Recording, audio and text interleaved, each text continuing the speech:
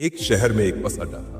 उसी बस अड्डे के कोने में एक बूढ़ा सा आदमी रहता था। नाम था धर्मू। लोग उसे धर्मू भिखारी ही कहते थे, क्योंकि वो बस यात्रियों से हाथ फैलाकर चंद रुपये मांगकर अपना गुजारा करता था। जिंदगी उसकी भी चल ही रही, कभी 2 रोटी, कभी 1 रोटी, बस जैसे तैसे। एक दिन दोपहर के समय बसें आ जा रही थी। लोग भागदौड़ में थे और धर्मू अपने रोज के अंदाज में यात्रियों से भीख मांग रहा था कि अचानक उसकी नजर दूर से आते एक शख्स पर पड़ी। सूट बूट, चमचमाते जूते, हाथ में एक पायल और चेहरे पर तेज। धर्मू हैरान हो। उसने मन में सोचा, अरे ये तो बड़ा अमीर लगता है, इससे मांगूंगा तो अच्छा खासा मिलेगा। धर्मू जल्दी से उसके पास पहुंचा और बोला, बाबूजी कुछ दे दो, 2 वक्त की रोटी का सवाल है। सूट बूट वाला आदमी रुक गया। उसने धर्मू को ऊपर से नीचे तक देखा और मुस्कुराते हुए बोला, तुम हर किसी से मांगते रहते हो, पर कभी सोचा क्या तुम किसी को दे भी सकते हो क्या? धर्मू चौंक गया। उसने कहा, मैं क्या दे सकता हूं बाबूजी? मेरे पास तो खुद कुछ नहीं।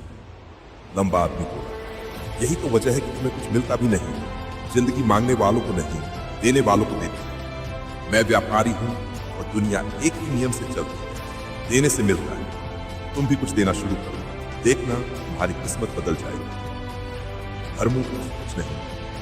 लंबा आदमी बस में चढ़ गया और चला गया, लेकिन उसके शब्द धर्मू के दिल में धंस गए। देने से मिलता है। उस रात धर्मू सो न पाया। सुबह हुई, दोपहर हुआ, 2 दिन बीत गए, पर आदमी की बात उसके दिमाग में घूम गई। और सवाल एक, मैं दे क्या सकता हूं? मेरे पास तो कुछ भी नहीं। तीसरे दिन जब वो बस अड्डे के पीछे वाले कोने में गया तो उसने देखा कि पुराने टूटे चबूतरे के पास कुछ जंगली फूल खिले हुए हैं, चमकीले, सुगंध से भरे। धर्मू ने एक फूल उठाया और मुस्कुराया। उसके मन में बिजली सी कौंधी, मैं भी कुछ दे सकता हूं, छोटा सही पर दे सकता हूं। उस दिन से जो भी उसे कुछ भीख देता, धर्मू बदले में उसे एक फूल देता। लोग हैरान थे, खुश भी। कई लोगों ने फूल जेब में रख लिए, कुछ ने सूंघ कर अपने बैग में रख दिए। धीरे धीरे लोग उसे सिर्फ इसलिए भी पैसे देने लगे ताकि उन्हें फूल मिले। धर्मू की जेब में रोज थोड़ा ज्यादा पैसा जमा होने लगा, लेकिन एक दिन फूल खत्म हो गए और जैसे ही फूल खत्म हुए, दाताओं की भीड़ भी खत्म। धर्मू को फिर उस लंबे आदमी की बात याद आई। देने से मिलता है, उसने सोचा। अगर मुझे पाना है तो मुझे देना ही पड़ेगा, बड़ा देना पड़ेगा। कुछ दिन बाद धर्मू फिर बस अड्डे पर भीख मांग रहा था कि वही सूट बूट वाला आदमी फिर एक बस से उतरा। धर्मू उसे देखते ही दौड़ पड़ा और बोला, बाबूजी आज मेरे पास आपके लिए फूल है, आप मुझे कुछ दीजिए, बदले में ये फूल ले जाइए। उस आदमी ने मुस्कुराकर पैसे दिए और धर्मू के फूल हाथ में ले लिए। उसकी आंखें चमक गई। वाह, आज तुम भी व्यापारी बन गए, देना देना, यह है असली नियम। फिर वो आदमी अपनी बस पकड़कर चला गया और उसकी ये बात इस बार धर्मू के दिल में नहीं, उसकी आत्मा में उतर गई। धर्मू ने आसमान की तरफ देखकर जोर से कहा, मैं भिखारी नहीं, मैं भी व्यापारी हूं, मैं भी कर सकता हूं। लोग समझे ये पागल हो गया, लेकिन धर्मू की दुनिया बदल चुकी। अगले दिन से वो बस अड्डे पर नहीं था।